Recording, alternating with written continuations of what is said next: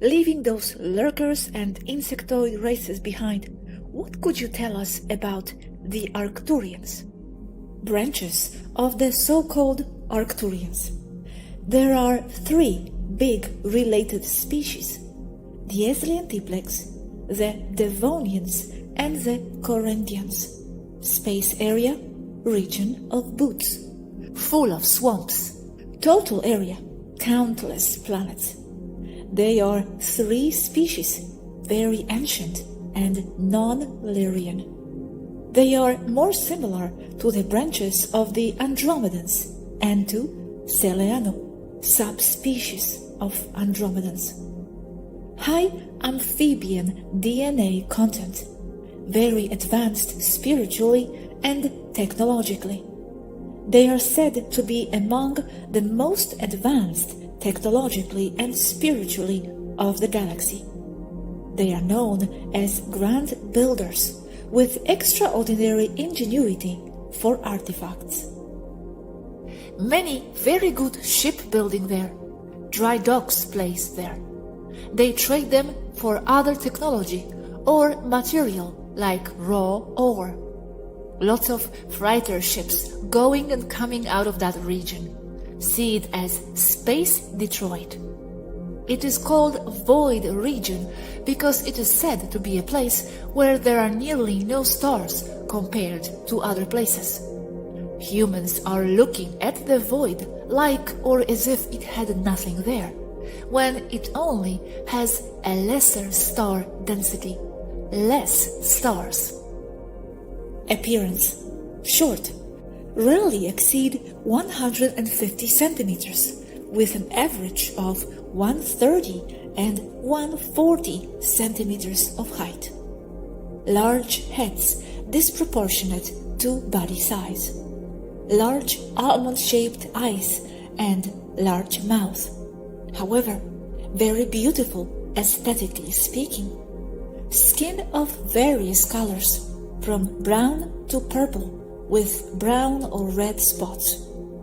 There are no males or females. They are all one sex. Their reproduction is asexual, and they make fun of species like the Taygetan and the human one for reproducing in such a strange and awkward apparatus-focused form. And how do they reproduce then? They auto-clone, but not by parthenogenesis like us. In the belly, they have a bag comparable to that of the marsupials. When an individual is already old or very physically damaged, it begins to form another being in that bag. That being is a clone identical to the progenitor. When it reaches enough size and maturity, it leaves the bag as a small kangaroo would. Someone told me they are very musical, right? Yes, they are highly creative in all aspects. That includes art, music, and engineering.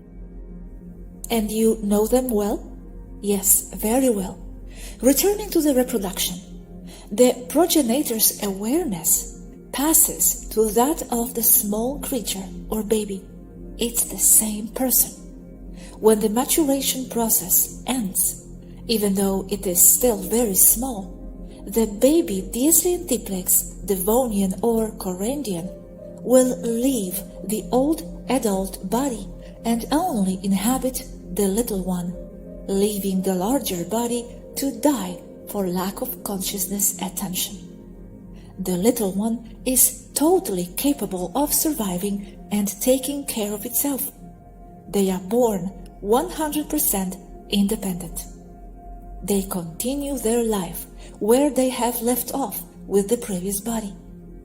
This species just goes on self-cloning without returning to the source to reincarnate.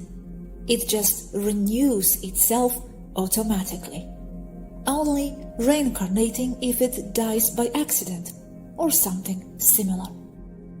But then they never ascend? They will tell you that they are already ascended. Ascended, but in 5D, do they not go further? They do not think that having a 5D material body is an impediment to being fully ascended and advanced in all senses. They see it as complementary, not as one thing or the other. The body is not something to transcend, it is something to include in the whole. I not only agree with this, I intend to share it. They are beyond, but their bodies are 5D. But in the end, that does not make them different from any other species, because we are all in all densities. Then, obviously, they have no veil of forgetfulness and would be able to remember almost all their lives, being the same being as before, right? That's right. They are 100% aware of everything.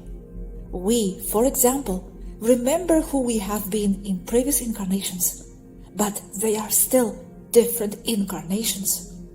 The Dieslientiplex, Corinthians, Devonians only see it as their own life, an eternal line from a remote past, being the same being with the total memory of that, progression and direct accumulation of memory and knowledge.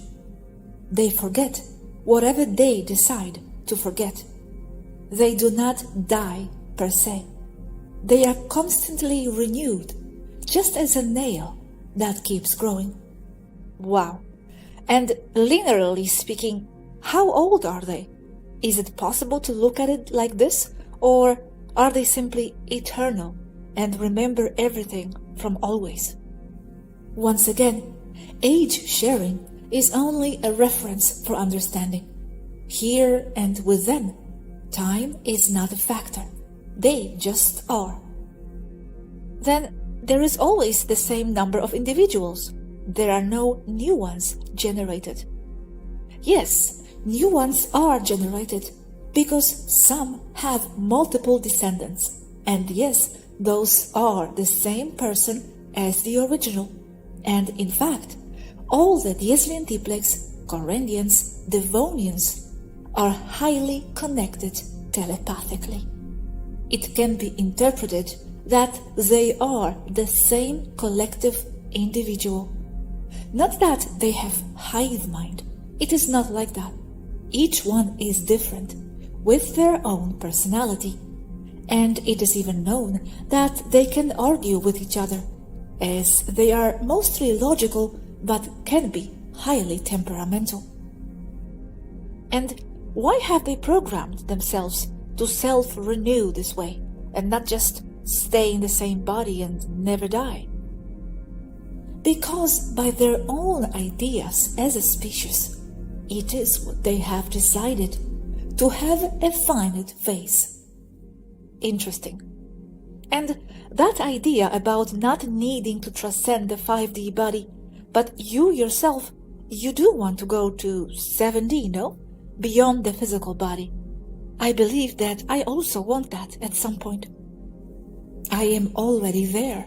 My 5D body is just a reflection of what I am above, a means to interact with the 5D, a vehicle. I understand. Then they are also beyond 5D. They are multi-D. It's just that they continue their 5D vehicles. That's right. And do they wear any kinds of clothes? Yes. They like all kinds of long one pieces, ultra ornamented with gold and silver spirals, usually dark metallic red, violet, and blue. Swaruu, look at this, please. Arkturian codes, supposedly. Do you know about this? Is it authentic? I love it, whether it's real or not. It's channeled by Janosch. Yes, it looks true. Those look very much like theirs. They look genuine. The Arkturian races are of very complex and complicated thinking. You can see that there, and clearly.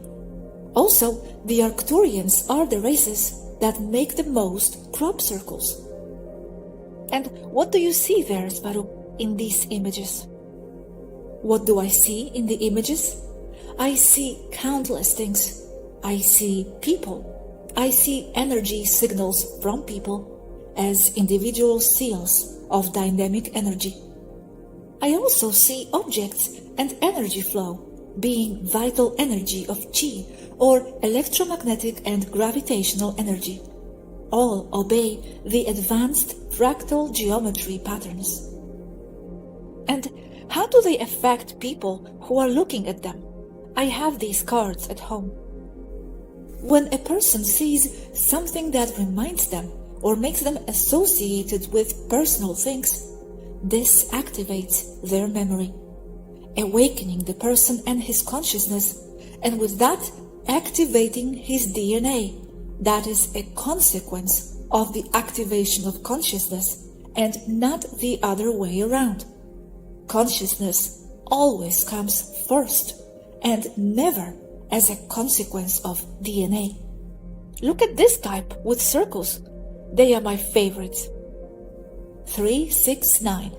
The mathematical fractal connections in that image are very on the ether side. Base 12. And what does this image want to transmit? It's the interaction between those numbers, but with a geometric interpretation. It reflects something in your very ancient memory. Only you can know. Trust what you know and feel. In this card, it is even clearer. 3, 6, 9, 12. Geometry indicating the structure of the ether using fractal images. My memory is not being activated on the conscious level, but I like to look at them. Meanwhile, something else to say about Arcturians? How do you know that nothing gets activated? Well, surely yes, but not conscious memories. No specific memories come to me, only deep sensations. Even so, they are there. And what is the relationship between the Taygetans and the Arkturians? Arkturians and Taygeta, relationship of mutual cooperation, very friendly. Look at this image, Swaruu. These are Arkturians. The heads are more or less right, but the bodies are too long.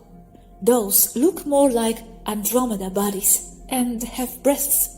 They are female Andromedans with elongated heads. Arkturians are shorter, compact. Yes, here the body is more similar, but with heads looking too much like a human baby. And Arkturians, how many starseeds do they have on Earth, you know? Do they have immersion programs too? Many starseeds. How many exactly, I do not know, but many more than Taygeta. And yes, they also enter by immersion. Many spiritual teachers of the New Age are Arkturians. And their perspective on the ascension and everything is close to yours? Are you both working in harmony? Yes, it is closer to my perspective, not so much of the Federations. I have a tendency to agree more with the Arkturians, although not in everything. Are they part of the Federation? Yes, they are part of the Federation and are co-founders of the Andromeda Council as well, and are members of the Sphere Council. And they are also here since 1952, more officially. More from 47. And how is their concept of love? If they do not have gender, how do they love each other? Families? They don't have then the concept of romantic love? No, they do not have that concept of romantic love, but they understand it because they study other races and they make fun. They do not have couples. They move as a whole, but without hive mind. So they are cold and distant? Do they have any concept of love that is not romantic? Yes, they have the concept of love, but it is different, not as romantic love of a couple, rather as love in totality, Okay, I understand. And they can incarnate in other races, I imagine? If they get bored? To experience how romantic love is, for example? Or do they never come out of their race? Yes, they do. They incarnate in other races, as is to be expected, since everyone does so at one time or another. Okay, thanks, Swaruu. I have loved all this information about Arkturians. The next one will be Alpha Draconians. Very good, Gosia. There is a lot to say about Alpha Dracos. Thank you, and see you next time.